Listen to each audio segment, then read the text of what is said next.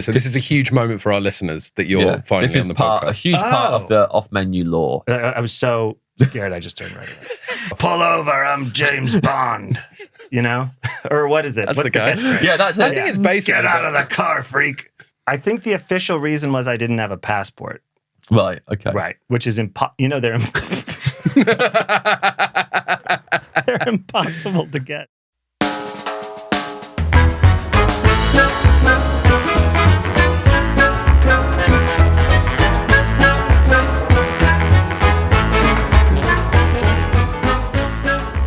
Welcome to the Off Menu Podcast, taking the white bread of conversation, layering in between the slices the ham of fun, the cheese of chat, grilling it in a pan of cheeky butter, and then sprinkling with the icing sugar of friendship, James. That is a gamble. My name is James Acaster. Together we own a dream restaurant, and every single week we invite in a guest and ask them their favourite starter, main course, dessert, side dish, drink, not in that order.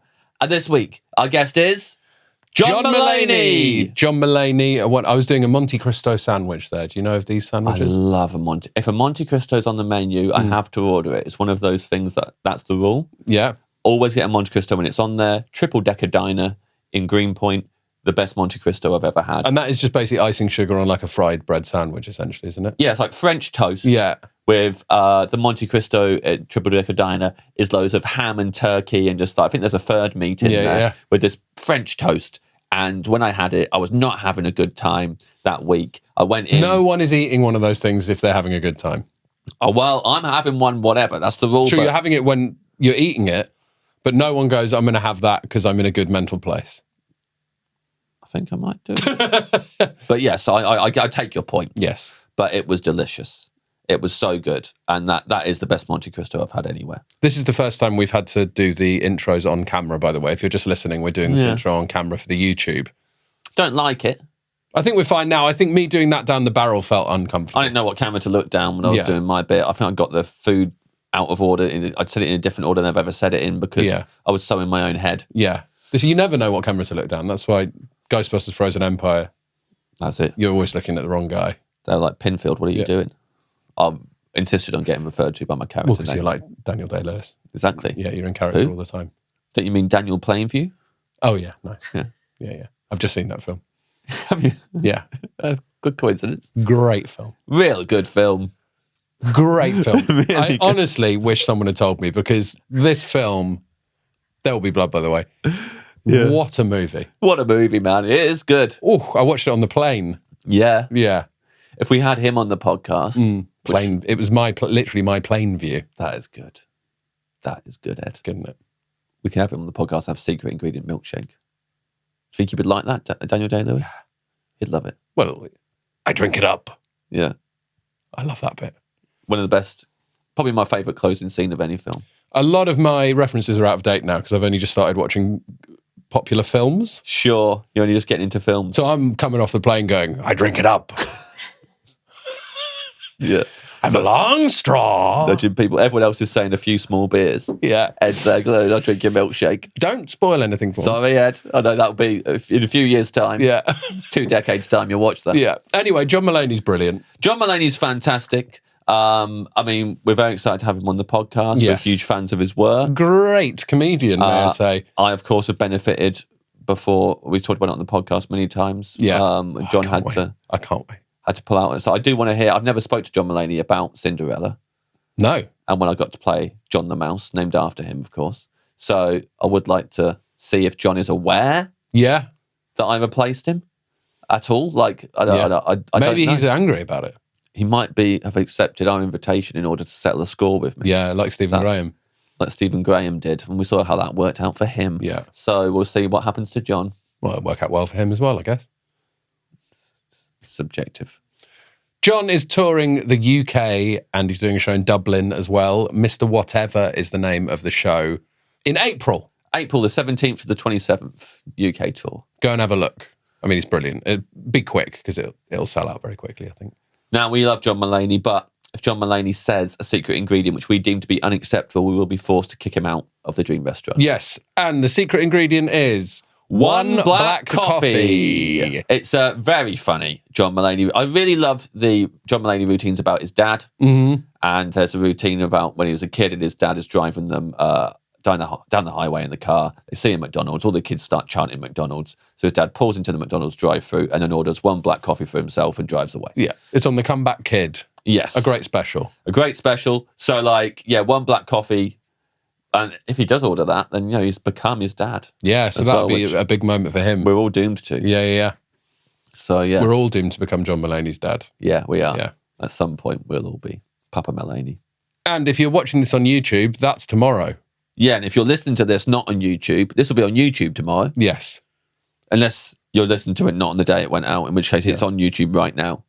Unless you're on YouTube doing stuff and listening to the YouTube and not watching it. Which a lot of people do. Yeah. And in that case, it's tomorrow now. Yeah, it's already tomorrow. Don't just relax. In fact, you might want to know there's just an audio version of this and that might be better for you. No, do both. Ed, you're on tour. Oh, yeah, I'm on tour as well. I'm doing my new show, Fresh Hell, all across the UK and some of Ireland, starting at the end of January 2027. I think this is my favourite show title. Thank you. Of a Gamble show. Thank you. Fresh Hell is a great show title. Thank you very much. And it's going to be a great show. This is the off-menu menu of John Mulaney.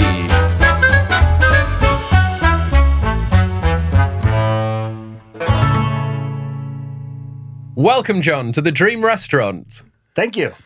Welcome, John Mulaney, to the Dream Restaurant. We've been expecting you for some time. Thank you, sir. You're the first guest who's found Ben's clap that he does before a record as funny as we find it. Yeah.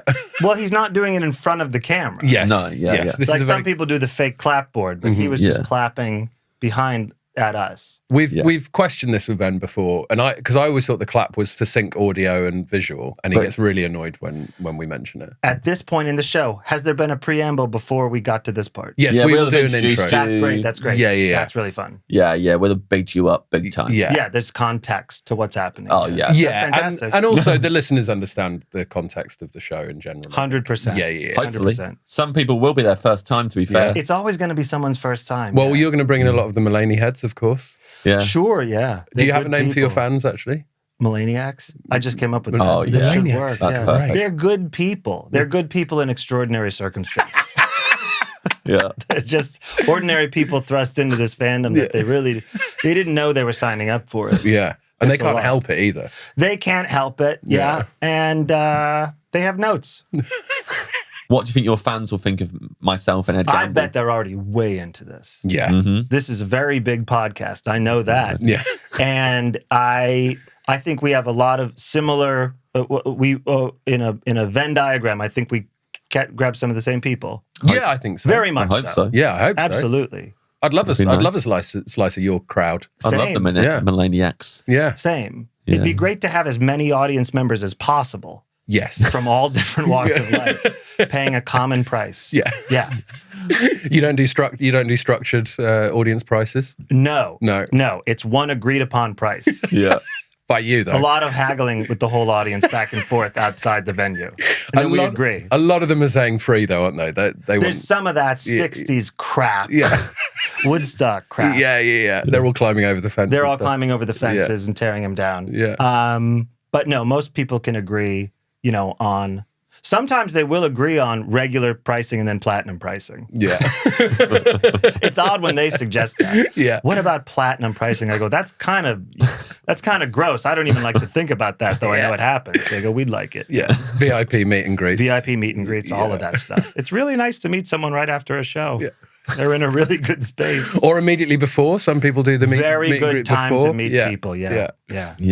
That's weird. We've had people win like raffles for like off menu stuff and then come to the live show and then come to see us either before or after.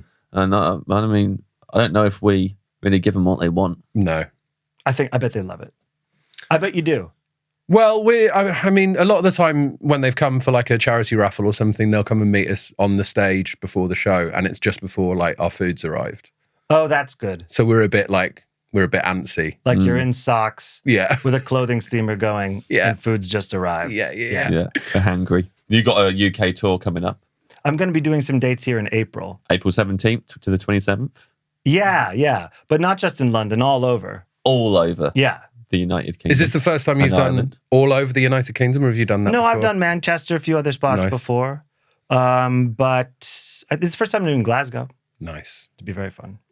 Glasgow's brilliant. Yeah, it is brilliant. Yeah, You'll have a really nice time there. I should. What do you enjoy about being in the UK that's different to the US? Because I always look forward to when I go to the US. I'm like, I'm going to go Trader Joe's so fast. Why do you like Trader Joe's so fast? This is Oh, what Americans UK? always say, because I love Trader Joe's. Really? And whenever I tell an American I love Trader Joe's, they're like, why? What are you talking about? Now, Trader Joe's is owned by the same parent company as Aldi, which I believe is a German company. That's what Yes. I So like. do you have a Trader Joe cousin over here? We have got Aldi. Aldi, but like it's not. I guess now you've said that, It might be the, same stuff. the layout is similar, but it's not the same It's stuff. not the same stuff. I know it's not called the same, but it might be the same product. No, if it was, we'd know. if it was, I'd be in there all the time. Yeah. Trust me, John. Okay. Trust me. Okay.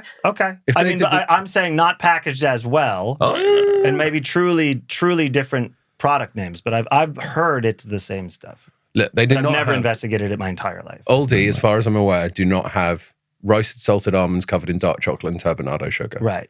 which is the thing I go to straight away in Trader Joe's. In When I Trader arrive. Joe's. I straight away get a box of those for my rucksack for when I'm. Have you ever traveling had a Uber or taxi stop at Trader Joe's before getting to whatever hotel Yep. or apartment you're staying? yes, I have. Yeah, 100%. Yeah, I said you got to go there via Trader Joe's. I can't wait a second longer. Right. I can't wait a second longer. Right. I'm dying to be there. Yeah. I go in there and then you rush out because I feel bad for the taxi driver. I'm carrying all these different kinds of gummies and like chocolates and stuff. I'm so excited. What's your favorite Trader Joe's thing? I'll go for the Scandinavian swimmers, which are basically their version of the Swedish fish, but they taste better than Swedish fish do. They have a jarred something garlic crunch that I encourage anyone to stock up on. You can put it on anything. It's a real, is it like a crispy onion garlic crunch? Oh, is it like the sort of like crispy onion sort of? Yeah, but it real oily. Yeah. And you could put it on anything and you'd be home free. See, And do they have an English, you know how they have different ethnicities at Trader Joe's?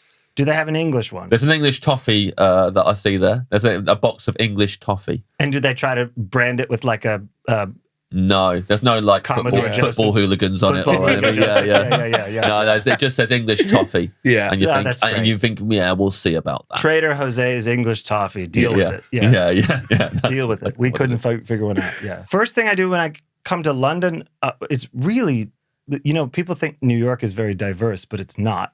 It's, Right. Yeah, it's people pretty priced out of it. London is a very diverse city. It's very nice to just walk around Yeah. and be among diversity. You would introduce yourself to everyone. I didn't know how to Hello, end I'm that. John. The sentiment started out really nice, but then I didn't know how to end it. It's Yeah. nice to just be among it. Yeah. Yeah, I'd appreciate sure. it. Walk around, and get add in the place. add my own self to it.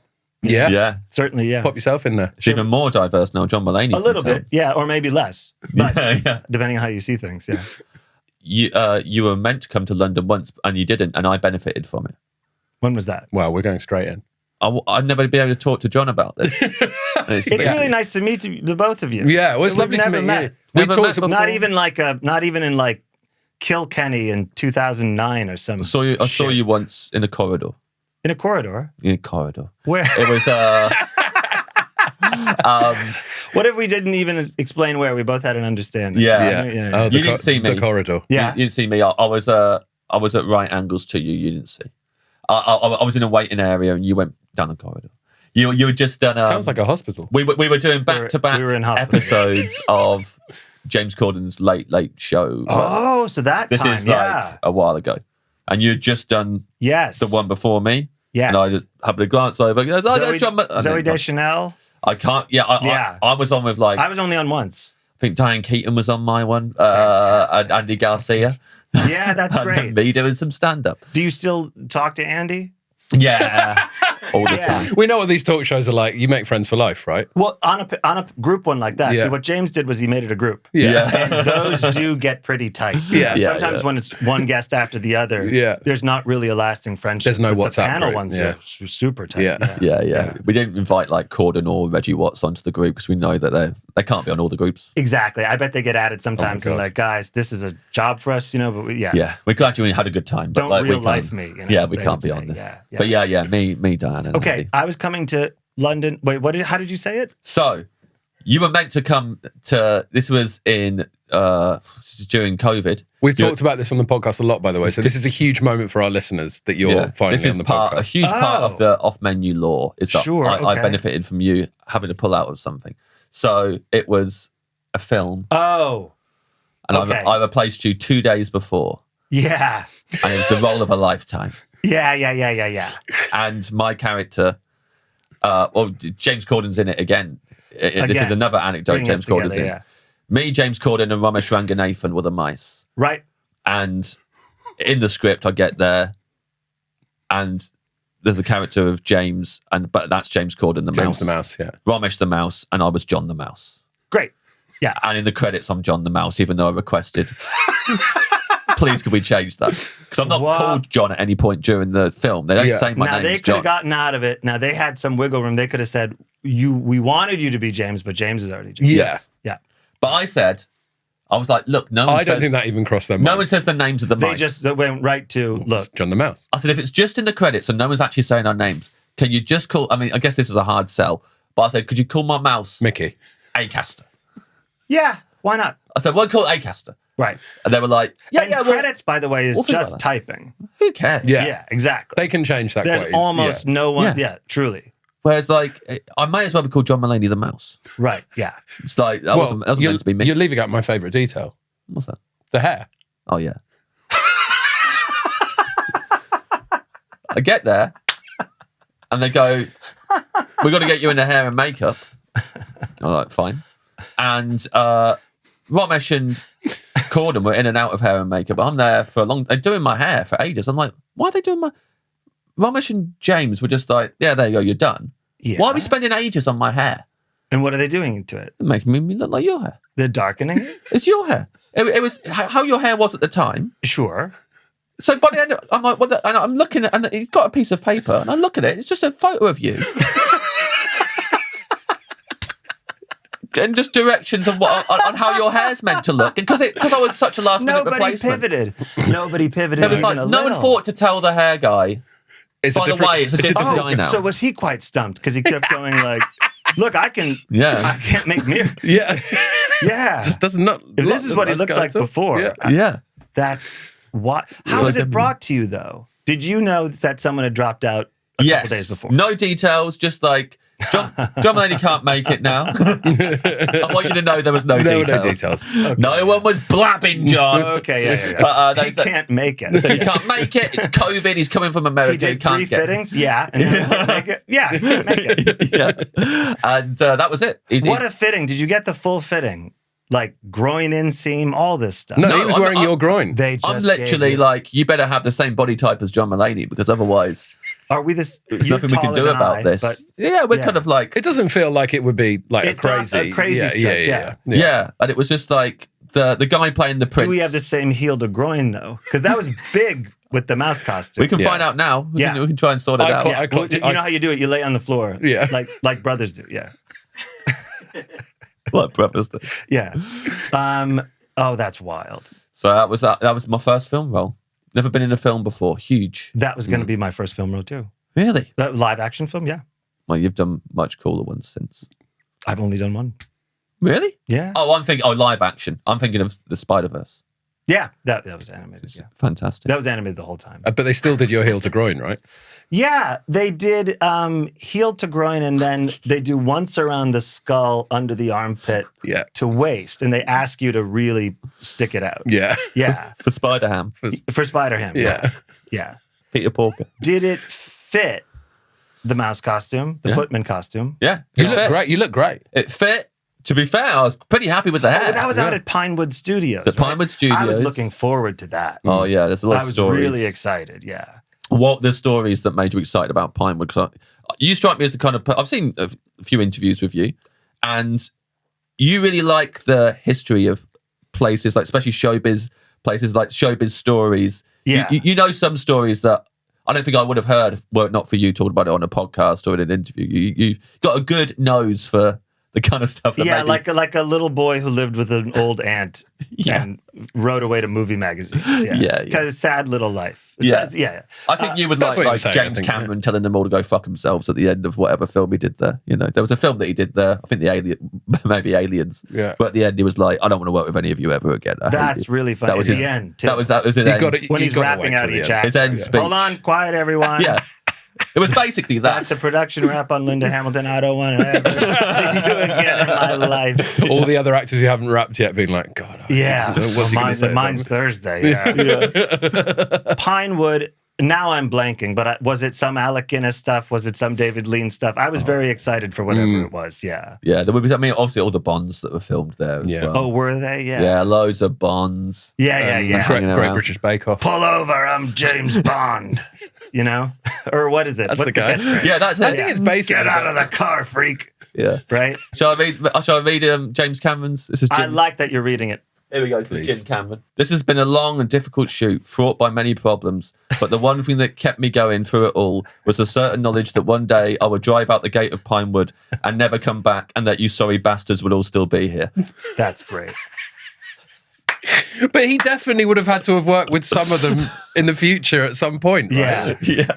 Maybe even like the next project. By the way, I did a segment on this Netflix show with stunt doubles specifically that had worked for James Cameron. And it is a pretty tight family. They've done most of the films. Yeah. So it's kind of the same folks over and over again. Yeah. And he says that to them every time. Yeah. Drove out of Pinewood. You sorry bastards. That day he brought a car. They're like, why is his car pointed to the outside of the studio? What's he got going on? I was excited for that. Yeah, Pinewood. And that was going to be like right when they wanted to film it right when COVID started, right? That was in the script, it was like, that this should take place at the beginning of a pandemic. Yeah. They wanted it to be like that. Yeah. They wanted a lot of people to be sick outside the movie, but the people working on it to not be sick. Yeah. Which was, the bubble. Did you learn the song for it? No. I think the official reason was I didn't have a passport. Right. Okay. Right. Which is they're impossible to get. If you don't get one early, you're never going to get one, right? There's no way to expedite. Like there's no such thing as an expedited passport. There's no official thing called. I've never heard that word before. Yeah. I go, look, it's just not going to happen. Yeah. Go, well, it's in 6 weeks, right? Yeah. You can get one in 2. I know, but it's too late. Look, you really don't want me to show up at Pinewood. I guarantee you in 2020, you did not want me showing up at Pinewood. Yeah. Get James Acaster. Yeah, get James. I did. And I put in a ton of names. Yeah. I appreciate that, John. Yeah, Milton Jones, everyone. I said, get Milton. Well, obviously the last He'll name. open with Before I Go. And... How do you know Milton Jones? You know, Melbourne, maybe? Yeah. Right. I love Milton Jones. Oh, he's amazing. Jones. Yeah. He was, when I started, I was a stand-up. That was my first year being a professional comedian, was because Josie Long and then Milton Jones took me on tour with them. Josie Long, yeah. So, Milton took me on. Literally, in the January, I was going to have to go back to my day job if Milton didn't take me on tour. That's fantastic. And he did take me on tour. And he'd do an hour. Because I only saw him do shorter sets throughout that He'd do an hour, and yeah. I'd do like 20 at the top. And because he kept on, he was just starting to get on TV here. So the tour kept getting extended, and it was just absolutely saved my life. That's fantastic. I would have had to go back and work in the school, and I wasn't very good at that. It is amazing how much you owe Milton, and you still took away his part in Cinderella. Yeah. I know. Care. Yeah. Don't care. No, I think it was a costume thing. Oh, right. We're actually, a lot of people don't, we are different body types, Milton Jones. Yes. Yeah. So how was the experience? Oh, great for me. Yeah. But, I mean, obviously everyone had to keep being reminded what my name was. Yeah. Because everyone else's characters were just their name, and people would point at me and go, we just need you to move. Can you move? Because people are like, we can't remember this guy's name. That's not even an issue with it being a different actor. That's really just bad form on set. Yeah, I was last minute. But I loved it. I loved doing it. We got to do green screen. I got to do a song. Yeah, the song. I remember reading that and not having to rehearse it. Corden had to really carry the song. Yeah. Sure. Yeah. Me and Rom. I'd imagine he was fine with that, though. Yeah, he was fine with that. It was. Rom says that when he went in to record his part, the guy at the piano just had his head in his hands and was hammering the key and asking Rom in a very annoyed tone, "Can you hear that?" So It was pretty rough. So everyone behind the camera was quite unreasonable. Yeah. It was the opposite of a Jim Cameron film. The crew were just like, you sorry bastards. Yeah. Get out of here. Oh, that's fantastic. Do you like being on set? I don't do much acting at all, so whenever I've done it, Yeah. I don't get to do much, but when I am, so it's always a novelty. Yeah. I think as a stand-up, you kind of feel like that, right? You feel like I shouldn't really. I keep commenting on how it's early in the day, but all the things that are different. Yeah. I go, no, I'm good. It's it's 10. It's 10 a.m.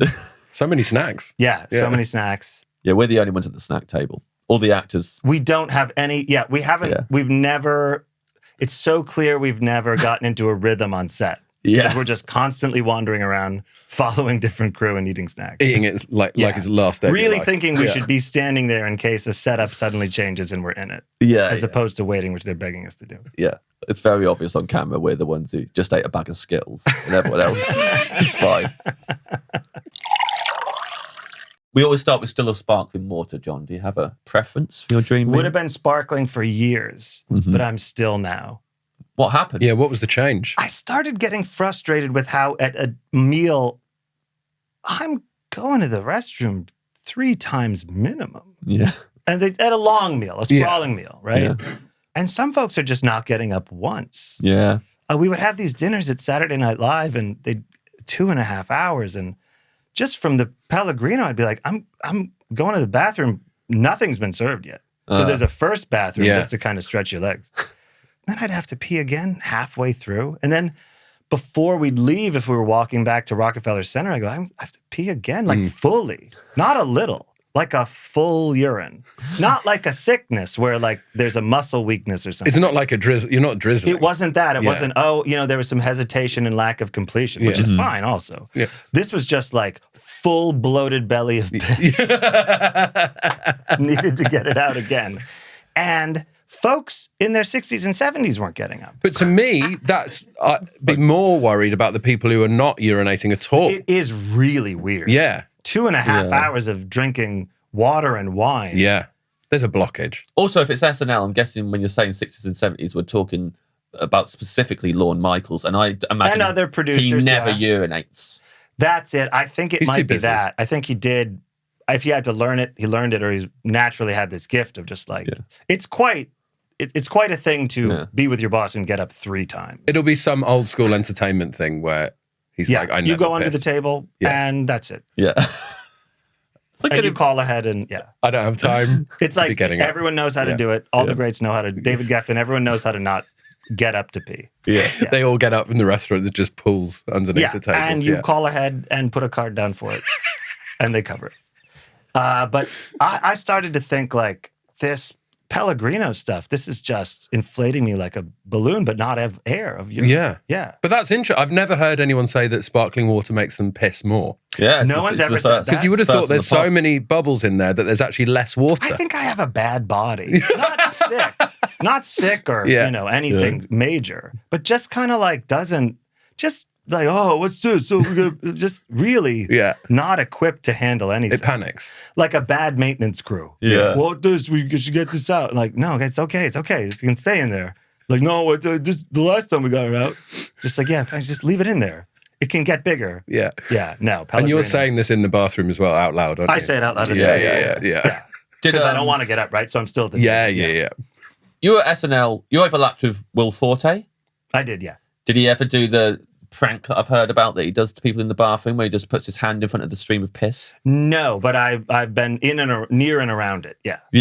So I just wanted to verify that that's true. It's funny that it's a prank to other people because he's covered in piss. On his hand. He's covered in piss. So someone's pissing and then he just puts his hand in front of both hands in front and going, hi, John Solomon, whoever it is. Yeah. That's not a prank on that person. It's more of a It's just it's an action. Yeah. It's a good. So I've heard a few things about him. Yeah. Those kind of pranks, and they're all stuff that I think if I did them, I would not execute them very well at all. It would go badly.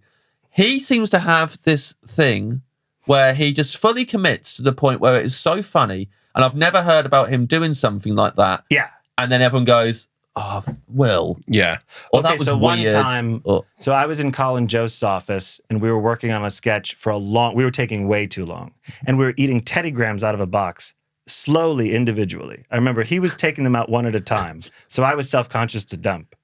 So I kept also opening the box and taking one out. We were taking a long time to write this piece, and Forte's waiting on Jost to be done. And so it's, Callahan, are you done yet? I'm waiting on you. Like, we just need a few more minutes. And we're going to, a few more minutes. And then it's lasting like 2 hours. And he comes in, he goes, are you done yet? He goes, Will, I need a little more time. And then we'll be done. And he goes, oh, a little more time. And he comes in, there's a baseball bat. And he picks it up and he goes, who makes this bat? Easton smashes it through the wall so loud. And it hit Eric Kenward was in the next office, and all the stuff flew off his shelves. And people came in and were like, what, Will? People were really mad. Yeah. It was very upsetting to people. So would he consider that a prank then? So I don't know. So it's interesting we're getting into the word prank. It's the first time I've really thought about it. Yeah. These acts of like destruction. That's not a prank. Like Will once threw someone's dinner out the window. Good prank. I guess that's a prank, but there's no tension and release to it. It was just one big thing. You think pranks should, after the prank is done, everything is the same as it was before the prank That's started? a good question. Does a prank involve planning and misdirect? Yes. Because there was no misdirect. Because just throwing someone's dinner out the Although window. pretending to be upset at the name of the bat brand, I guess. Who makes this bat? Yeah. Easton. That's what made it bad. That's funny. That was a bit of a misdirect. Yeah. Poppadoms or bread? Poppadoms or bread, John Mulaney? Poppadoms or bread? I go Poppadoms. Yeah. Crisp. Crack them up, little bits. Yeah. I told you the Teddy Graham story. Yeah. Did I? Yeah. Yeah, you did. have so many butter issues that bread would be Like just. I don't want to Talk us through the butter issue. Is this your bad body again? No, this is just cold butter, overly salted butter. I have lots of cold butter mainly, and I just feel like I just keep getting rolls with cold butter in the United States. Not to put it on the States, they're going through enough, obviously. But even at a great restaurant, you go like, how can you fucking do this? This little this cold coin on paper Horrible. is really bad. We got a Butterbell at home, which I enjoy a great deal. Sorry? A Butterbell is, I'll just describe it because I don't know why it's shaped this way, like a jar, and then you take it and upside down is this bell where you've stuffed butter, right? It sits out on the counter. It's not in the fridge. Yeah. So you could do stick on dish with lid, right? Nice. Or you could do Butterbell. It's a new thing in our life anyway. Has it changed your life for the better, Butterbell? It really is a good By thing what in my life. percentage has it made your life better, the Butterbell? Okay, I'm going to give it because of the current raisin toast craze with my kids. I'd say this is 30% life better. Yeah. Wow. Yeah. Because That's there's huge. no... Fast slices. Huge. And how many sort of slices of raisin toast are your kids getting through a day, would you say? Meme can do 2.5. Nice. Yeah. So you need that production line of just... The production line's great. Yeah. I mean, smearing cold butter on and messing up the toast, scraping off the. It was really lousy, and my kids knew it was lousy. Yeah. Yeah, Lousy. yeah. Is breakfast your forte? We're back to Will. Yeah. Isn't that interesting? Is that your specialty as a dad? Are you the breakfast guy? No, I'd say breakfast is. We're sort of in between. Our kids really like savory soy sauce and rice and cucumbers with salt. Breakfast is we're not quite nailing it with them. It's a lot of, we like the idea of making pancakes and French toast for them and, for the visual more. Yeah. And, there's music playing and I go, this looks like a home. You're a family and a thing. We're a family and a thing, yeah. And we're the family stone. But they're much more like, let's skip to lunch food. Let's have seaweed paper, rice. Let's have diced peaches. Let's just have the stuff we like, yeah. Yeah. I'm trying to get them into the traditional breakfast, and it's not quite working. The toast, you're probably about to ask, what about the toast that you're just talking about a lot? Yes. That's like an afternoon thing. Oh, yeah, okay. It's an And afternoon also, snack. May really likes to hold a whole thing and rip bites off of it. That's Oh, nice. okay. Yeah. So when they're older, I mean, that's good. So much to look forward to. A burger. Yeah. I think a slice of pizza will be May's real thing. That's the ultimate And you learn a hold shape the with thing it, which intact. is rounded triangle. Yeah. Let's get into your dream menu proper, your dream starter. So I I was thinking a lot about it, and it's French onion soup. Lovely. And yet I'm mad at French onion soup every time. You're mad at it. Because it's wonderful French pizza. And then underneath, was there a flood? Like, one of the least fun things underneath the most fun top. You've just made it so American somehow. You just want the pizza topping. And No, but not just the French pizza. bit. And it's a brown bowl. It's a special bowl they don't put anything else in. Yeah. And it's colored, it's painted brown. It's like a glaze fired in a kiln thing. And there's the cheese on this rim. Yes. I don't need to tell you this. I assume other people have picked this. But scrape that, break through, cutting through pizza with a spoon. All of it's super fun. And then you go, like, as if you're renovating a beautiful house. Fucking water damage under it? What is this? Hot water? Yeah. Yeah. So the soup is what surprises you when you get French onion soup. Yeah. Yeah. So enjoying the French I'm not pizza. fazed by the wet onion. bread. That's almost like the insulation under the pizza. Yeah. But then at the bottom, I'm like, get this out of here. This is onion water. So you don't want it's the onion soup, right? So you don't actually want the onion soup at all in the dream meal? Or do you just want the topping? It's got to, the topping is part of the soup. I feel Sure, like. but you only like the topping. I don't want onion broth. That's fair. But I'd say that's mainly the soup. Well, that's a good question. Yeah. Would French onion soup exist without the top? Do you think people would order onion broth? Yeah, it's onion soup. There is? Yeah, it's onion soup. That's what it is. I don't know what he's talking about. Is there onion soup without the cheesy top?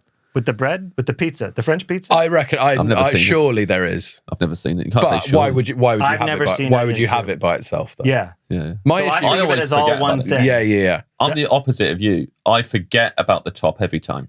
Every time I order a French onion soup, You pop it off without looking. I'm like, oh yeah, What's it? Oh shit. Oh, that's funny. they've done this. They've Yeah. put this on, and I can't get straight to the soup because I've got to deal with this first. Really? I always forget about the top. Yeah. Wow. I think because my mum did make French onion soup when we were kids, but it was just the soup. Yeah.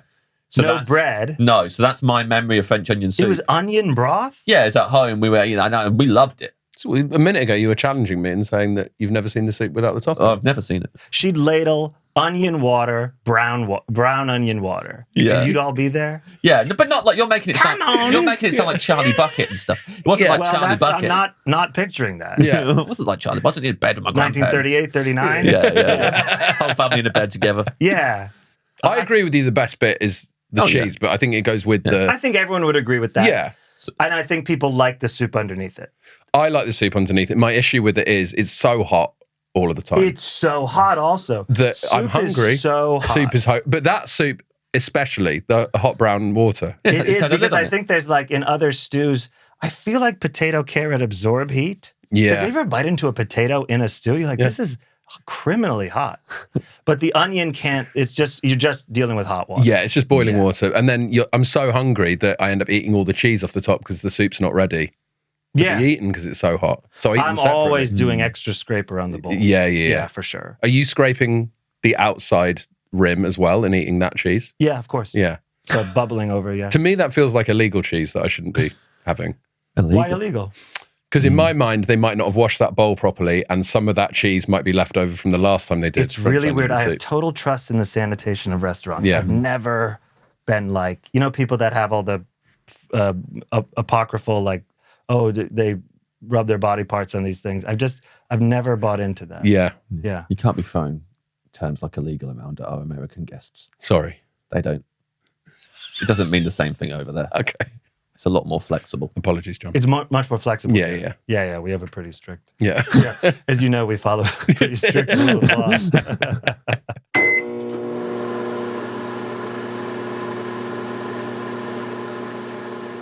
Your dream main course. Oh, you know what I forgot? Oh, Let's go. Let's do it. Come on. no, but I was going to do it before the start. I thought it'd be fun because we've never done it with a guest before. We could do it with John and get him to say grace before the the meal because of when you're in the bear and when you say grace in the bear. It's a very good moment. Oh, yeah, that's fun. Yeah. And I thought, oh, great, we've got a guest on who said grace in a very iconic episode of television. Yeah. We could get John to do that, but now I've just remembered it as we got to the main course, and that's annoyed me. Do you ever edit the podcast? Never. I mean, what I'd like to throw out is the Never chance happens. to maybe do something and then put it Ben in will earlier. never edit it to make us sound better. So he will leave this in. Oh, that's right. You're quite serious. You wouldn't. Yeah. Yeah. Here's a question for you. Why couldn't you drop out of that 2 days before? That would have been nice. That episode's crazy. That would have been great. 2023. Yes. Yeah. Things were a lot. You had a passport. I had a passport Yeah. by 2023. you could get over. I had over 2 years of passport. by then. You get up to Chicago. Oh, man. That episode's so funny, man. I What know an it's- episode of TV. We were all around that table on the stage in Chicago. There were a few interiors at a house in the suburbs, and then we were around that table on the stage for 2 days. It was great. Yeah. I bet. Oliver Platt kept ordering milkshakes. Abby Elliott was pregnant, so she wanted one, but he would kept drinking her milkshake by accident, and he was nodding off from them, and everyone was yelling at him. And then John Bernthal, Jamie Lee Curtis, Jeremy Allen White, Sarah Paulson, these people know how to act. Yeah. And I mean, there were times when I thought, I think they think they're the characters. And then they were really yelling. Yeah. And I felt unsafe. Yeah. Look, it turns out James was a great replacement for you in Cinderella because you're like that around actors when you're watching them going, Can't believe it's like they're pretending to be this person, but really well. I can't believe it.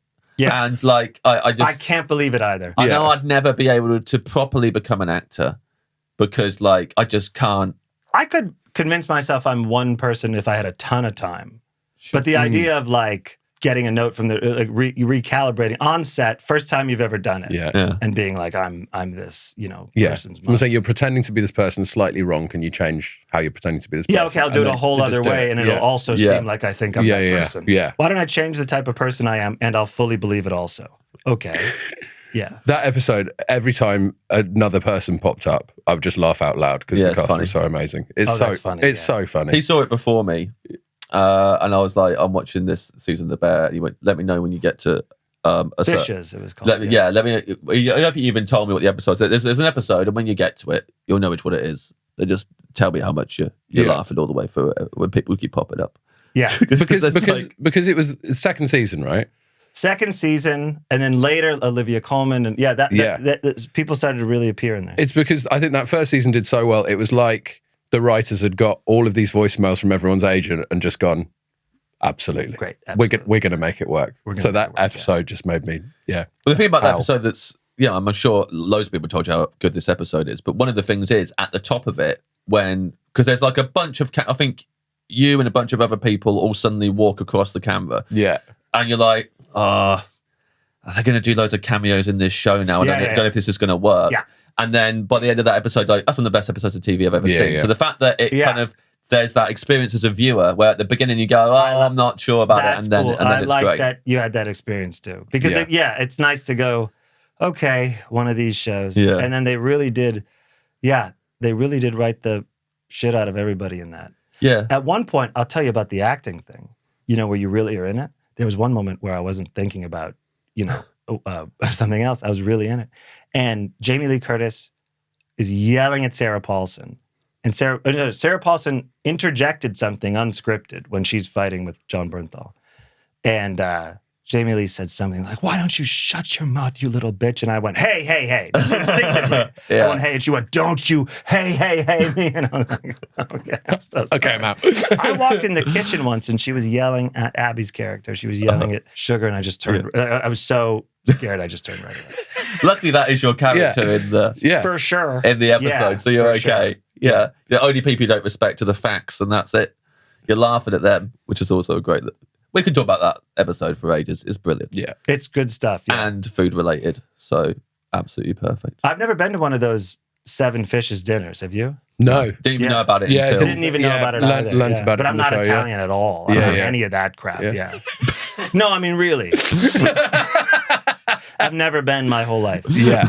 And I've met him. Yeah. Yeah. But I've never But that doesn't been a mean part you of are... that. Italian-American stuff, mafia stuff. I've always been like, truly no judgment. That's definitely not me. Yeah. You like the food though? Yeah, a lot. Yeah. Especially the fishes. We're talking about the main course. Yes. Chicken Parmesan. Oh, Yes. Lovely. Yeah. Can't shake a stick at it ever. Now you're like, what's with you and heart and cheese? Right? For sure. I don't know if, and I thought about it. I go, would you order them one after the other? And I went, John, to embrace the spirit of the paragraph you were sent. Yeah. That these are, each item is the dream. Yeah. And I could also see having French onion soup and then chicken parm. Yeah. But I love this. I mean, if there's something with melted cheese on it, I'm more than likely going to go for it. Because it also might have a scrape. Now, you're wondering, do you like the spaghetti on the side? A little. It's really not. I always think I'll need that too, right? Because it's going to be such a pure protein meal. Yeah. Chicken pizza. And then I get to it and I go, the crusted bready cheese on the chicken is enough starch. Yeah. I'm good. And also, it's such a savory thing, chicken parm, that whatever marinara they have, and I'm talking at a quality, again, Italian-American place. Yeah.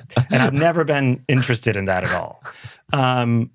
That sauce is just not going to measure up to a chicken parm. Yeah.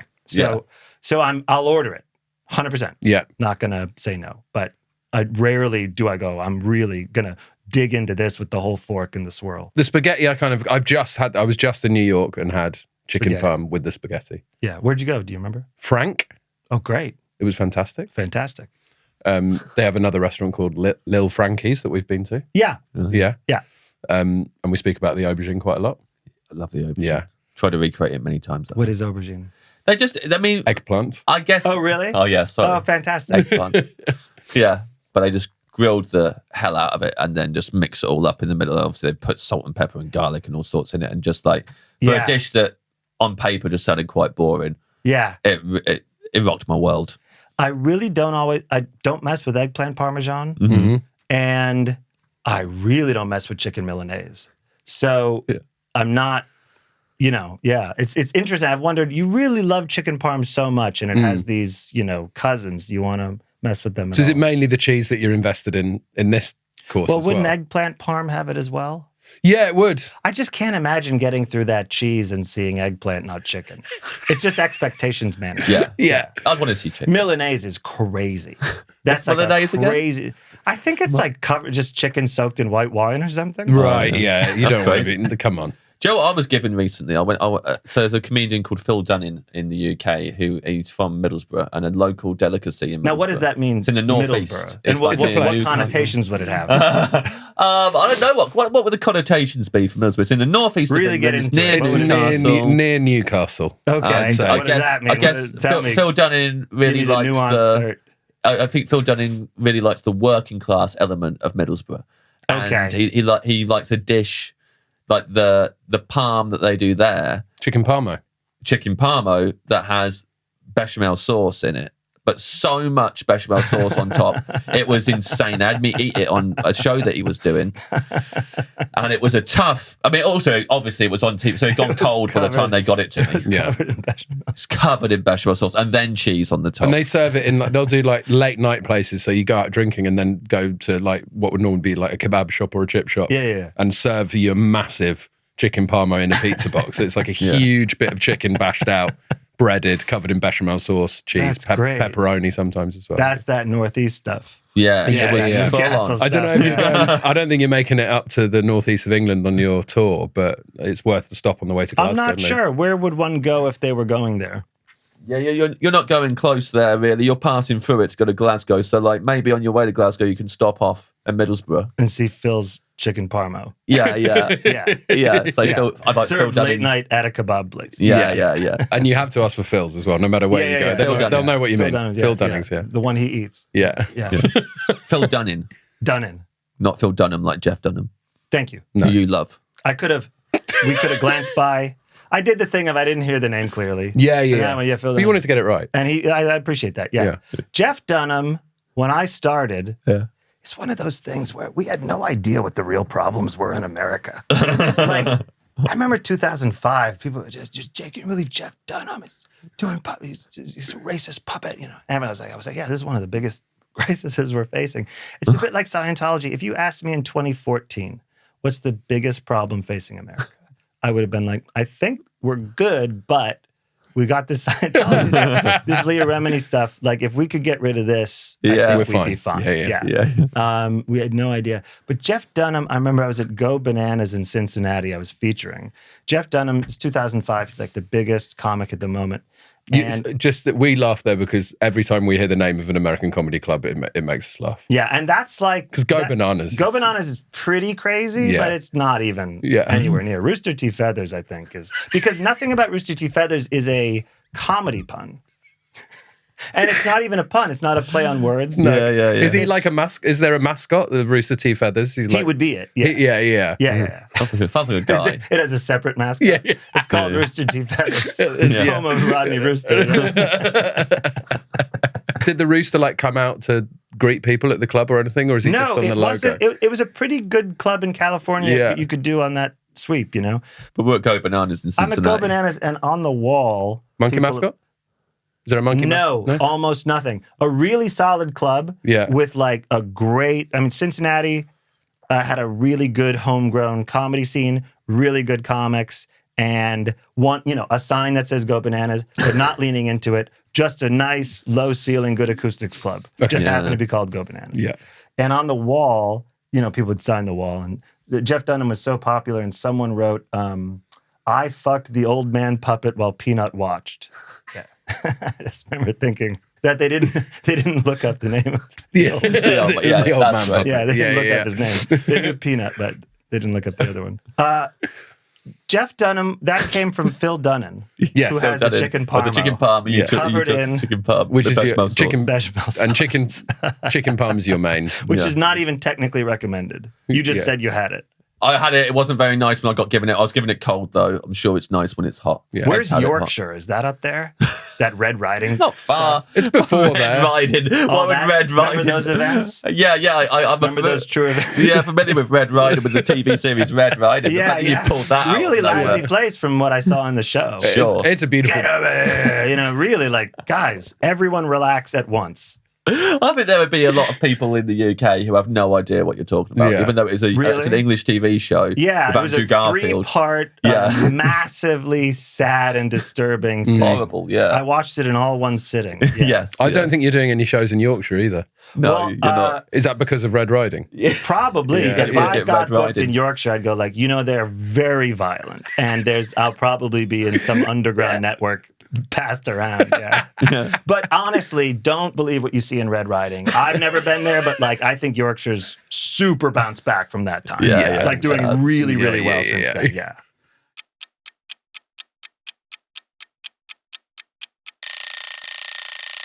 Your dream side dish. Hen of the Woods mushrooms doesn't go with chicken parm, but that's not how I'm viewing this podcast. You don't have to. I don't think it doesn't go with it. I think it not go with it. I don't actually. I'm saying that because I'm trying to beat some audience member to the ick thing. I don't care. Yeah, you shouldn't care. I eat whatever. You don't at home go like this will balance it. I eat whatever I want. Some people will attack you online for this menu. I bet.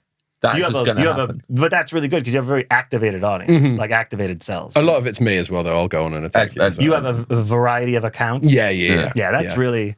That's cool. I mean, that's one way to stoke it. Even if you have a slow episode, even you're like, I'm going to drum up some stuff.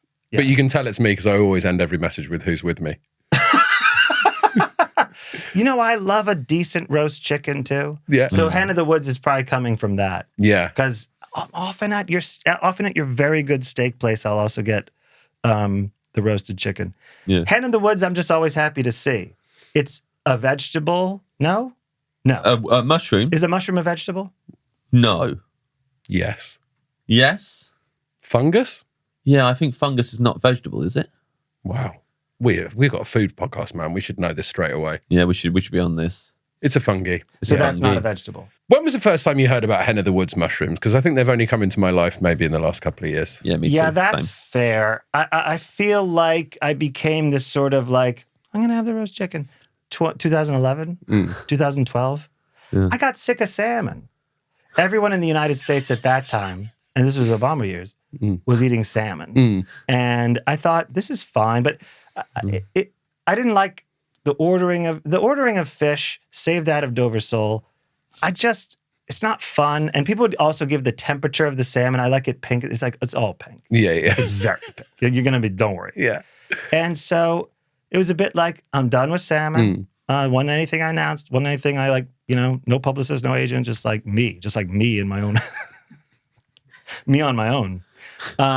Was started to be like roast chicken, maybe mashed potatoes, hen of the woods mushrooms. Mm-hmm. Yeah. I think they are the best mushrooms. Yeah, for sure. Yeah. Portobello is a different kind of mushroom. It is. Yep. But that's old, like that. I'd heard about that ages ago, I think. Yeah, for sure. Yeah. Portobello, button, they're the classics. Yeah. Red with white dots. Yeah. Of course. A large red with large white dots. So big you could sit on it, maybe. 100%. Yeah. And maybe it's candy. Yeah. Yeah. Yeah, like the Wonka thing. The Wonka thing, yeah. The Wonka thing. Wonka. One of those big Augustus Gloop, is that good? Mm-hmm. Yeah, that's Caterpillar in Alice in Wonderland. He died, yeah. He died in that ring. All of the other kids don't die if you read the original Roald Dahl book, but they say at the end, Augustus Gloop did die. He did die. Yeah. In the Chocolate River. But Blueberry Girl and Miss Mike Thing. Mike TV as well. And Miss Mike Thing. TV, all fine. Mike TV, the best. Yeah. Mike TV, the best, and always doesn't get remembered. Everyone remembers Augustus Gloop. No one really ever remembers Mike TV. That's a big moment, isn't it? I think because Gloop's the headliner. there's I'm aware of something- that. That's like the Final Destination. you're basically punishing gluttony with, gluttony and greed sort of with the first three. And then his is just, he wants to be on TV and likes TV. It's not that bad of a problem. Wants to watch Nor TV are all the the other time. kids. Sorry. I think he's hard on the other kids. Oh, yeah, he's hard on all the kids. He's hard on Yeah. all the kids. Was he a Yorkshire guy? Because he had hate in him, right? I think he was where quite was a he bad from? guy, actually. I've got Stoke in my head, but was he from? Oh, the new book. What? Stop writing this stuff, man. It's too mean. He was quite bad. I Yeah, think. he's a pretty bad dude, actually. And his thing with larger kids, he really didn't like. He really didn't hated like big kids. He really hated him. Was that a war thing, I wonder? Because it was a large kid in the 40s, you'd go, you're not saving margarine for bombs or whatever was supposed to be happening. What was happening over here? Yeah. That's what he's supposed to be doing. Yeah. Yeah. saving, There's a lot of, but yeah, saving butter to make bombs. Yeah. that was And just there in were general posters. for ages, though. Every there's a whole run of Spielberg films where there's just an There overweight is. kid in every film who Yeah. just gets absolutely punked out Yeah. because Totally. Spielberg's just And getting. he's normally a little wealthy, too. Like, Sure. there's this feeling of like, you're only big because you have too much. Mm-hmm. You could never be below the poverty line and get And he's always away. like dragging the gang down if he's in a gang, right? Because they're having to run around and stuff, and they're all like keep up fat kid and stuff. Yeah, you've got Chunk and Goonies, obviously, Yeah. which is Spielberg produced. And then we'll go through all the films and then we'll edit it in later. Yeah. I was a fat kid, and I think I watched those films being like, at least he's got like friends. He's got people to hang out with, you know. Augustus they Gloop love seemed to him. have friends back home. Yeah, You even have if to they're making understand him he's a lift his German. t-shirt. He's a Yeah. German in England. In the Chunk had friends. Yeah, I watched a documentary about the Goonies recently on just on YouTube, just a YouTube one. But the guy Chunk now grown up, and he works. I think He's an entertainment lawyer, he's a lawyer, quite successful. and he was saying like pretty dark because like during the Goonies they just wanted him to like maintain the weight. Mm. And it's not that much weight. When you look back Yeah. at it, he's just kind of a round-headed kid. Yeah, so he turns up at his trailer one day, Oh, no. and there's just donuts. Just muffins. It was muffins just filling this, and these muffins that no kid like, just so much like good stuff in these muffins, and just trays of them, and he's eating them, but then later on was like discovered no one else had those trays of muffins in their trailer. Well, I And- guess, I don't want to advocate for what they did, but kids lean out so fast that I don't think it was I don't think this was like, we permanently want to keep you in an Yeah. unhealthy state Just just, for to the get the period shot. of shooting. But it's like 11, 12, you're just growing every day. Yeah. And I can understand what they were doing. And also, what I will say is it's the opposite of what you hear about the entertainment industry most of the time. That's fair. It's quite, Sure. Yeah. you know, Right? it's not, So, making yeah. actresses eat cotton wool or whatever. You know, you're giving a kid some muffins. It's fantastic. Yeah. Chunk Well, up, baby. He doesn't seem to like it these days. No. He's an adult, and he's a lawyer, and he's like, that was weird when they gave me all them muffins. Yeah. That got him into law. Yeah. Yeah. He goes, this has to be wrong. Yeah, He like, sued them. He sued the muffin company. Yeah. People v. Muffin. Yeah.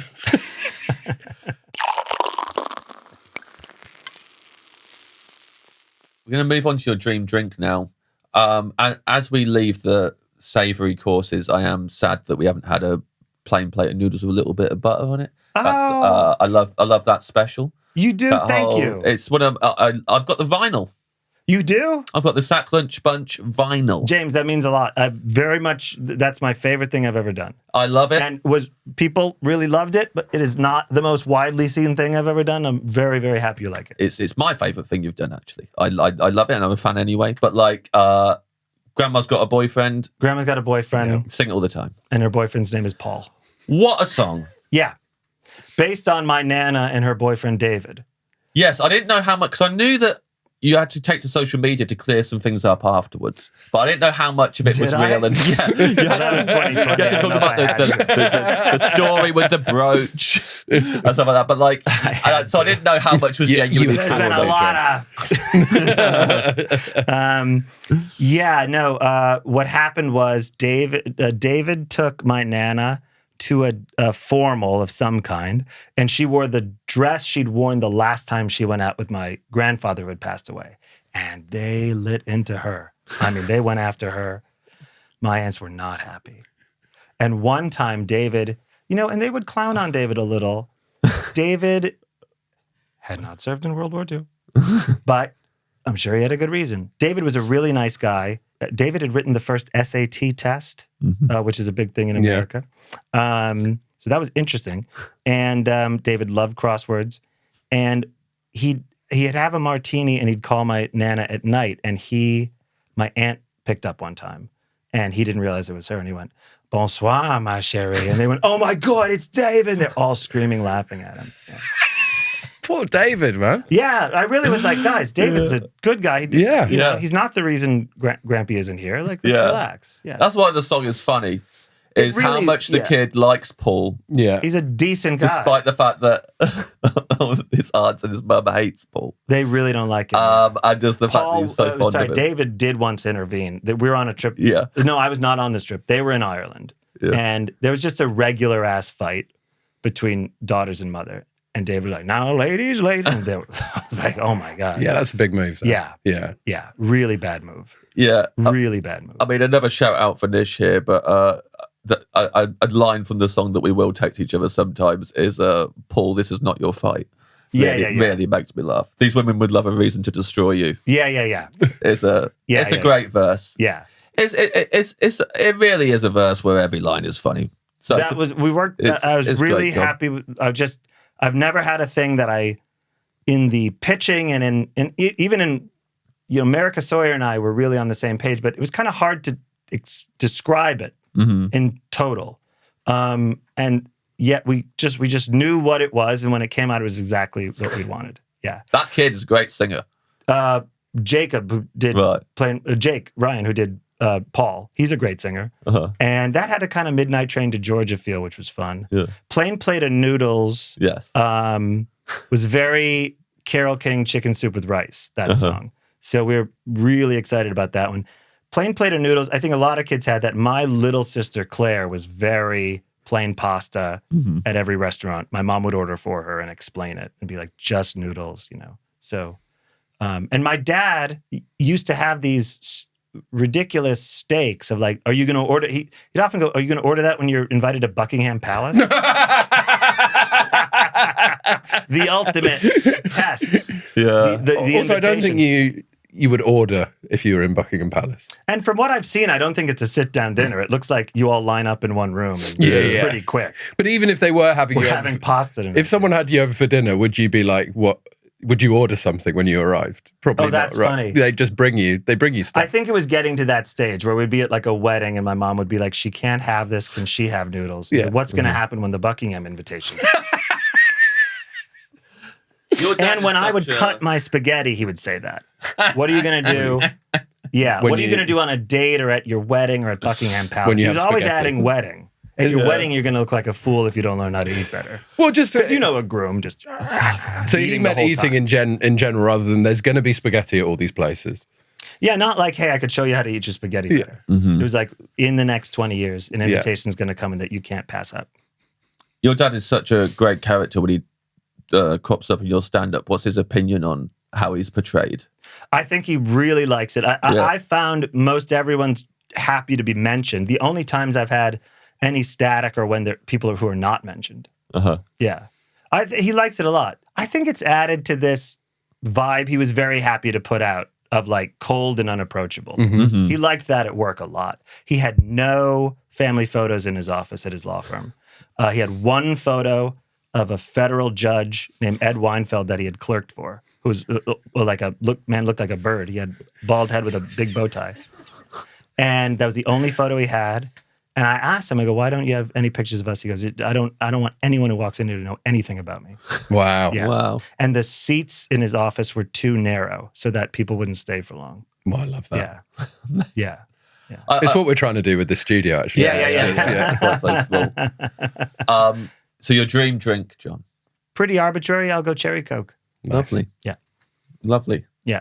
Um, So carbonated, right? yeah. So Yeah. obviously You're at that going- point in the meal, I'm okay with it. Mm-hmm. You're going to be up and down to the toilet quite a lot. Yeah. Yeah. Do you drink wine with dinner? He does. Sometimes. Yeah. If I'm out, I'm not drinking wine at home. It's funny, with dinner. when I drank, I never did. So when I see people doing it, I'm like, I wonder, does that taste good? Going back and forth like that? Yeah. Okay. That's why it's But so, does it when food makes your mouth dry, is it like refreshing wine? depends. If you're having like a cold white wine, it might be refreshing if it's a hot day. Right. But a But hot red on a hot day. A hot red on a hot day does not work. Yeah. I'd say. No, you got to It go. always looked to me like, is that helping the fundamental reason you have a drink is to help with how dry food can be? I wouldn't say food necessarily makes my mouth dry when I'm eating it. Then you're not doing it right. Yeah. Yeah. I don't know. Because my saliva's like in there and stuff as well. So I'm not like, You got I need that a drink. I've made my mouth dry with all this food. What do I not? So help me with what I'm saying then. I don't mean dry, but You just mean like what is the condition that Doesn't food really- leaves our mouths in where we need to drink something? Yeah. Doesn't really. It's wiped out. It just feels like you need to refresh it with you something. need to refresh it. Yeah. Yeah. I mean, I think wine does do that. And also you can pair wine to food and, it can Yeah, become because a they'll whole have new a whole sensation. list, right? And they'll Yeah, talk yeah, a lot yeah. about it. Yeah. And they have people that serve wine Yeah. exclusively. Yeah, the wine guys. Yeah, wine guys. Yeah. And they'll tell you all about it. Cherry Coke is just, in fact, I'm going to have one as soon as I can. I haven't had one in a while. We've Lot of fun. some cherry Pepsi Max in the fridge. Oh, yeah, I'll have that. Is Yeah. that good enough? Yeah, 100%. Yeah, 100%. Cherry Pepsi's really fun. I don't drink a regular Pepsi, but cherry Pepsi's really fun. Cherry Pepsi Max is up there for my favorite drinks, I think. What's the max? Is that more caffeine or something? Less, I think. Less. No sugar. I think it's basically. Oh, it's like a Coke Zero. Yeah. Yeah. But I don't know why it's no called Coke Pepsi Zero Max. on the flight today, and it was a real thing. Yeah. Yeah, Oh, they were like people Diet were Coke. complaining. People, it was just everybody was ordering Coke Zero, and they didn't have any. And so it was a lot of, we have diet, we have regular. Oh, no Coke Zero. It was like the same conversation happening, as if no one could overhear what had just happened at the Yeah. drink cart. Yeah, What did you watch on the flight? nothing. 50-minute flight from Dublin. Oh, of course, it's from Dublin. I thought it was from America. What did you watch on the flight from America to Dublin? I watched a documentary about the Move group in Philadelphia. They were kind of a back to nature and also semi-revolutionary, not quite Black Panthers, but they were, an African American group in Philadelphia in the 70s that the police just destroyed. There's an HBO documentary about some of them who are still in prison 40 years later. I watched some of that and then fell asleep. Yeah. Fair enough. Yeah. And then woke up with just about the nicest Coke Zero you've ever had. When I was in Philadelphia, I really wanted to go around and see there's loads of famous graffiti there because there's a whole thing in the past of like Really? these, like graffiti and got like kind of was illegal, and then like all these people got punished for graffitiing, and then now those same people are basically the people designing the murals and stuff around Philadelphia. Right. And I wanted to go out and see these like historical bits of graffiti, but I forgot, and then I was really gutted on the plane home because like I understand that one of them, it probably still isn't there, but they graffitied the side of an elephant at the zoo. Oh, that's wild. Yeah. And he stood still the whole time. Yeah, they managed to tag it. Just tag this elephant. Wow. Did you ever graffiti? No way. Not in any serious way. Yeah, I did a Yeah. couple. I tagged up a couple garages. once. Yeah. That's pretty. A couple. That's Yeah. good. That's pretty big. What But was with a a spray marker? can? No, not with a spray can. What was your tag? What was your I've never tag? known how to operate. I'll tell you in a second. I've never known how to operate a spray can. No. Like I've never done it where it's always just gets all over my hand. Oh yeah. I just really spray and make letters. That's an art. You're pointing it the wrong way. So the hole needs to be facing towards the It wall. does? Yeah. No, shake, and then get a little. Oh, you're right. With a marker, I wrote, "We are the fuckers" on it. We are the fuckers. We are the fuckers. Yeah. Kind of like we've been here and we might come back. And this is pre-Meet the Fockers? Can't be. We are the fuckers was before Meet the Fockers, yeah. We had the word before Meet the Fockers. We are the fuckers. Yeah. Yeah. Kind of like we fuck, we're 12, we fuck, we've been here and we might come back. Yeah, And yeah. you didn't even know we were here. Yeah. I found some liquid chalk pens once on the street. Wonderful. And I was like, I'm going to do some graffiti, but I didn't want to do it on any public property, so I went and did it to my own bedroom and wrote Slipknot lyrics on my chest of drawers. Oh, cool. And then wrote Anton Sanzor LaVey on the inside of my wardrobe, who was The Satanist? the head of the Satanist church, yeah. Yeah. You know what's funny about Anton LaVey is there was a Manson girl who rolled with him for a little bit. Yeah. And she was so intense, he went, you get... Like it was during some orgy in Sam, he went, you got to get out of here. We're not actually doing this. Come on. Yeah. And he kicked her out, being too intense. Yeah.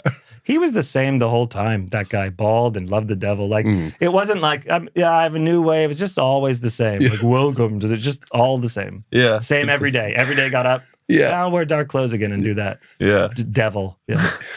Goths are consistent, is what you find about them. Yeah. I wondered, was he like year 4? You're like, are you bored of this? Because it feels like it was just like to escalate nasty behavior. Yeah. And now you're just in it. And like, having people send self-addressed stamped envelopes and stuff. Your dream dessert. You were into him, huh? Yeah, fair enough. I was like a metalhead and like loved all of those bands and stuff, and then read up on Satanism and stuff. Scary, I was never into it in a sort of real More way, liked more the like music and wanted the bands to think he was cool if they ever met him. Yeah. It's scary, Satan, yeah. Yeah. I remember that, that time, you'd see like at a head shop what sold bongs, there'd be the pentagrams. You go, no, I don't even know if I believe, but no, I'm not going to mess with that. I still I've got a little devil on my chain today. Let me see. Oh, yeah, there he is. He got a little tri Oh, devil. there he is. You're right. I love that guy. Well, that's the devil. Yeah. And Satan feels like a different kettle of fish. Sure, Yeah. that's serious. What is it? But I think they're the two sides of the same coin. 100%, but devil feels like, like... Yeah. Whereas Satan is like, I'm the father of all lies. Yeah. Things like that. Devil's like, like, ooh. Yeah, he's like prodding people in the butt. Yeah, with his steal thing. that. Yeah. He's the guy on the shoulder, the devil, right? Yeah, one of them. Satan's not on the shoulder. Jesus. Yeah, Satan's on us. Satan's a big, like, Satan's on the back. he's a big goated beast. Yeah. Yeah. You dream dessert. Speaking of missing, what was the movie? Cinderella. Yeah. While in rehab, Uh-huh. a bag of Sour Patch Kids and a cigarette outside in the cold Pennsylvania snow. See, now I'm going to come across as an absolute super fan, but again, this is a line that Nish particularly likes, so I'll hear it all the time, is eating Sour Patch Kids and repeating gossip. That I really appreciate. That's from an SNL monologue. Yes. I've never heard anyone mention that story. It's I like it. Thank you if very you don't much. know Nish Kumar, I know of. that is one of his favorite SNL monologues. Oh, He fantastic. talks about it a lot, and he references that line specifically. Yeah. I was really it's happy about with that bringing your kids to work, is it? No, it was Make-A-Wish. We haven't, Right, and this young woman, Elizabeth, wanted to meet me as her wish, which I was already thought was like, I was like, oh man, she doesn't have to make a wish. You can make a plan to meet me. Like you could just ask to meet me. It doesn't have to be a wish. And then she said, I want to see how you spend a day. And I said, I wouldn't wish that on a healthy adult.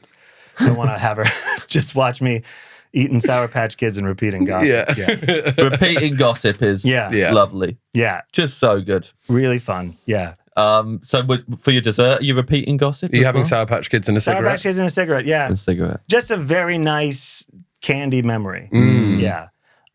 If I were to give another answer, banana cream pie at this restaurant, Joe Allen. Mm-hmm. And I like sticky toffee pudding a lot. What's the cigarette? Oh yeah, we got to be specific. It would have been a Camel Light or Camel Blue, I guess. Or maybe a Parliament, whatever we had. And there's different types of Sour Patch Kids, right? This was a regular bag. Definitely not the watermelon kind. I don't like the watermelon kind. I'm really surprised they make it. Yeah. It's really like I can't believe this is But enough people's yeah, jam. enough people must love it that they still make I it. guess. I mean, look, they obviously know what they're doing. Right? Yeah. This is a big company. I had the last bag of Sour Patch Kids I had was last month. I had a very, very bad hangover in San Francisco, and my body just wanted some Sour Patch Kids for some reason. And I only ever had Sour Patch Kids in the UK before. So I got them from the hotel lobby. There was some Sour Patch Kids. Open it up. They're so much smaller here, the kids.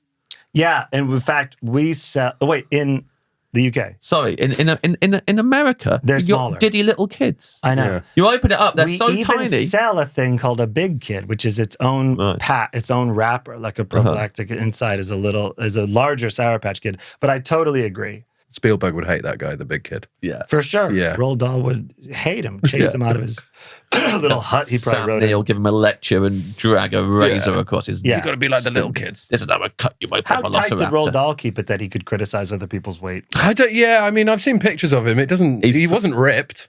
It wasn't ripped. No. Yeah. He's pretty. Could he have dropped 7 pounds though? At any? I mean, I bet he could have. Yeah. Yeah. Yeah. Sour Patch Kids. Yeah.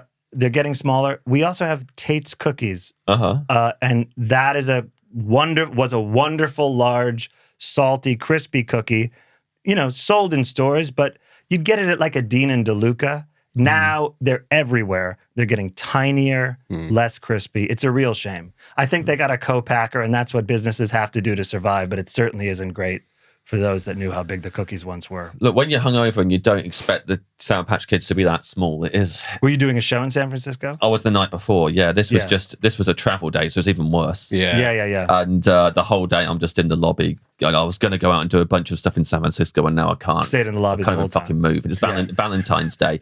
And I was just sitting in the lobby, and they were having a Valentine's Day mixer. And I was sitting there eating Sour Patch Kids and hungover, and everyone else is in their 50s. And they got like love heart cardigans on, and they're sitting around and like mingling. You're at the club quarters? Where are you staying? I can't remember what the hotel was called now. I mean, it was near the Masonic. Oh, you're near the Masonic. So I was near there. And at one point, like a man and a woman just sat next to me, basically on a first date. And for some reason, whoever's running the Valentine's mix was giving everyone the biggest sandwiches I've ever seen. They're so dry. Like there's no mayo or anything in them. Like They're a ciabatta bread? It's just the driest bread, driest bread. It's so wider than anyone's mouth, taller than anyone's mouth. Yeah. And full of just like dry cheese. And both these people are trying to be on a date together while eating these free sandwiches that they've been given that are awful. And obviously I just hear everything they're talking about. They might as well be sitting on top of me.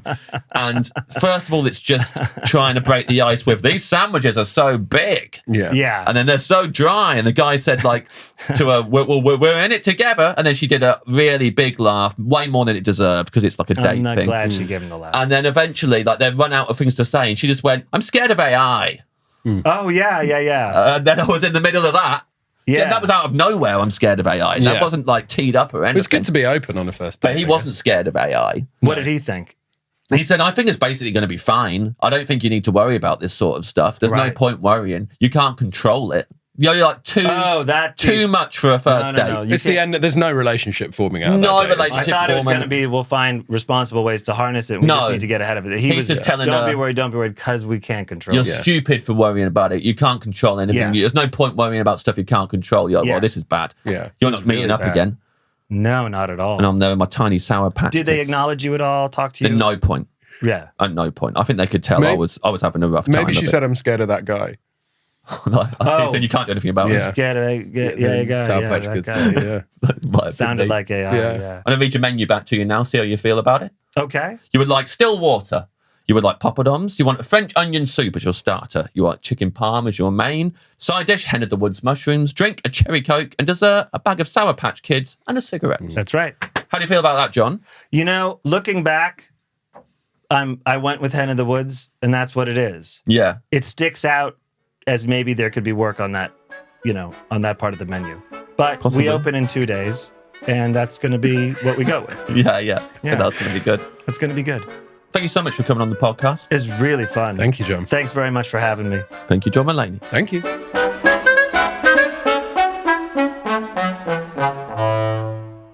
Well, there we are, Jimmy. A lovely menu. Lovely menu. I think we got to talk about all of my favourite John Mulaney things. Yes. I always remember we've not been recording for a while. I always remember that someone's going to come in. You're going to pitch all your memories, everything you know about their work, everything you enjoy about their work. I've seen all of it. Mm-hmm. I don't know. I ain't remembering stuff. Yeah. And I'm just going to tell them what I remember. I've got no follow-up. I've got no questions about it. Or I was very lucky that John used those as springboards for anecdotes. Well, yeah, and also he was delighted that you were, there was very specific things that you liked, and he liked those things as well. And occasionally you'd look at me for reassurance, and I'd go, I'd just sort of nod at him. That's nice. Yeah. It's good to have a nod. Good to have someone nodding at you. Look, he's great. He doesn't need my reassurance, No, I mean, this is obviously on YouTube, so people can watch and see if John Mulaney needs your reassurance. I don't think he does. He's an assured guy. Also, a lot of your compliments were via Nish, I would say. Oh. There was a lot of I like that, but then a few of them you went, Nish likes this. Yeah, well, it's true. Yeah. Nish loves them. Is that more comfortable for you than giving a direct compliment, would you say? No, I think that do you know what? If I was on a podcast, if I went on an American podcast and one of the American comedians was saying I love your stuff, and there's another American comedian and he loves this bit you did, it would make me feel even better. Yeah. But if you go on an American podcast, there's no way they're saying they like your stuff. No, none of them know what I've done at all. But, so I guess I'm just living. I'm going to give John Mulaney the experience I wish I had. Yeah. Yeah, telling him, look, it's not just me who likes your stuff. This other comedian likes it. He quotes it all the time. Yeah. Must feel pretty good to be John Mulaney right now going home from this. Oh, I bet. Especially because he didn't say one black coffee. Yeah, he stayed in the restaurant for the whole meal. Yeah, didn't say one black coffee. Which is a dangerous one because it could have come at the end of the meal.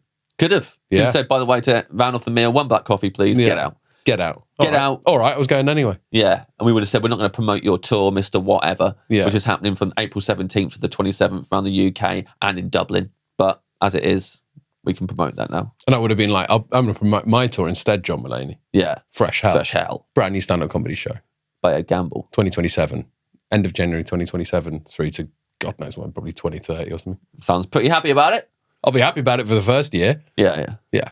So see him in the first year. And then if you like seeing a comedian, regretting being on stage, which can be fun, then see him after the first year. Yeah. Although normally then I'm fresh again because it'll be international shows, so it'll be exciting. Yeah. And if you like that sort of stuff, you like seeing a comedian regretting their decisions, see me anytime in my show cycle. Well, I'm like, from show 1 to show 300. Yeah, on stage going, why did I do this again? I mean, I love it. Yeah. In theory. I do think you should just write the shows and then never perform them. I should find someone else to do them. It's a good idea. Should get someone else to make that. Could be, after this show. Yeah. Moving forward, I'll just find someone who franchise it. Who will, I'm going to franchise like Tapeface. Exactly like Tapeface. Maybe I'll get Tapeface to do it because he's not doing his own shows anymore. Yeah. He's franchised it. Yeah. So I'm going to get Tapeface to perform my shows. Yeah. Take the tape off. Try see how some words suit him. Yeah. Thank you for listening / watching. We'll be back next week with another great episode of our very funny podcast. See you later.